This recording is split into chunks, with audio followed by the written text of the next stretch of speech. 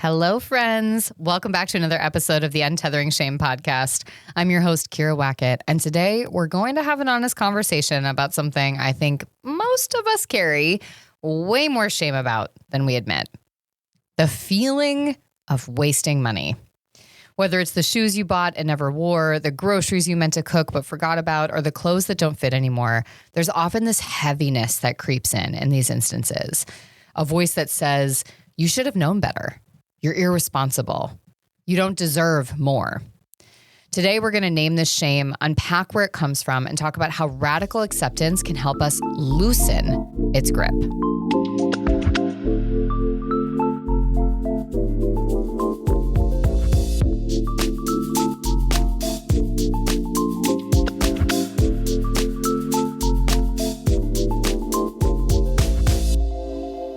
Now, I want to start by telling you a little story, because if we're going to talk about shame, we know I don't pretend like I have it all figured out either.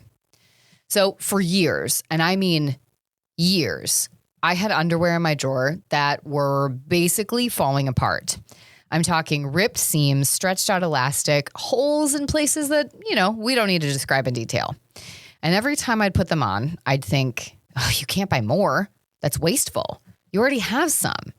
I'd almost hear my grandma's voice in my head that she would tell me that $5 for a pair of underwear was ridiculous. And so therefore, since I had bought these ridiculous underwear, I now had to keep them, even though they were literally disintegrating as I wore them. Finally, my husband, Jordan, who's always been so gentle about it, started making it a yearly ritual to buy me new underwear as a birthday gift. And the reason he didn't wasn't because he cared how they looked or some kind of sexual thing. It was because he knew I needed permission to let go of this story that replacing something meant I was careless or ungrateful. Now, I'm willing to bet that you have your own version of this story too. Maybe it's the shirt in your closet you never wore because it didn't fit right, but you felt too guilty to donate it. Or the leftovers in the fridge you kept telling yourself you'd eat until they turned into something unrecognizable, and then you felt shame as you threw them away. Or if you're like me, you tucked them in the back of the fridge just hoping no one else would see them and then waited until you could throw them away inconspicuously. Or the ingredients you bought for a recipe that you wanted to try but didn't have the time or energy to make. For some of us, the shame gets even louder when our bodies change, when clothes don't fit anymore, when our size goes up or down, when we have to replace items we thought would last forever. There's this cultural message that says, if you were better at planning, better at discipline, better at self-control, you wouldn't be so wasteful.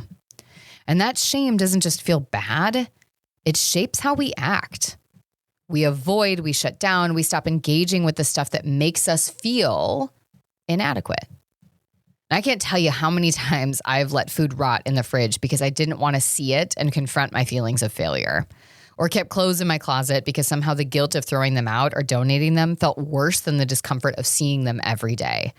Or wore threadbare underwear because it felt more virtuous to make do than to honor my basic needs. So if this is familiar, again, you're not alone.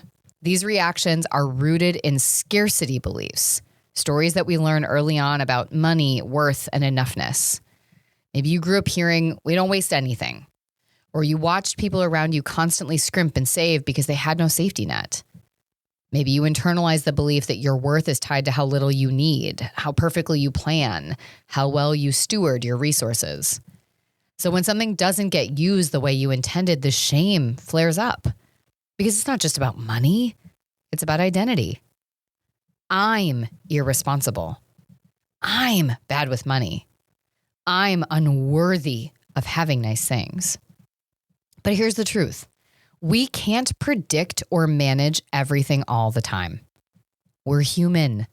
Our bodies change, our tastes change, our circumstances change. Sometimes food spoils, or we buy the wrong size, or a recipe doesn't turn out, and we realize a purchase wasn't actually what we needed. That doesn't mean you're failing. It means you're living. Radical acceptance is about meeting yourself in that reality. It's about acknowledging, I'm not going to get it right every time. And that's okay. Because clinging to shame and avoidance doesn't actually save you money or energy. It just drains you. It keeps you locked in cycles of guilt and resentment, unable to make different choices in the future. So what can you do the next time shame comes knocking on your door? First, I want you to notice the story. When you feel that wave of shame, pause. Ask yourself, what is this making me believe about myself? Is it true? Is it fair? Is it kind? Second, practice self-compassion. Talk to yourself the way you would talk to a friend. You bought this with good intentions. You didn't know. It's okay. Third, normalize change. Clothes that no longer fit aren't a moral failing. They're information. Groceries you didn't cook aren't proof you're a bad person. They're a reflection of life happening, and sometimes at a much more chaotic pace than we realize or want to admit. Fourth, make space to let go. Whether it's the food in the fridge, the clothes in your closet, or the threadbare underwear, give yourself permission to release what doesn't serve you anymore. Not as punishment, but as an act of care. And finally, reflect on your values. Ask yourself, what does enough look like for me now? How do I want to feel when I engage with my resources? Now, if no one has told you this before, let me be the one to say it. You're not irresponsible because you couldn't perfectly predict the future. You're not wasteful because you're a human.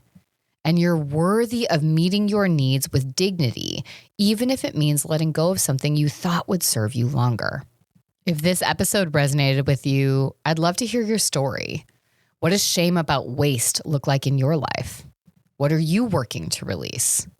And if you're ready to take this another step forward, click the link in the show notes to listen to the episode that I did on shame and money with Kylie Caldwell, which really helps you to dig into this idea of money on a larger scale. And you can even access some of the free resources that she shared as well.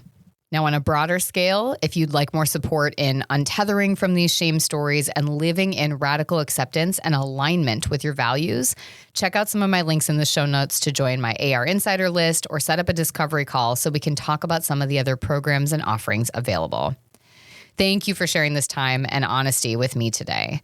Remember, you have the power to write your own story, and you never have to do it perfectly to be enough. We'll see you next episode.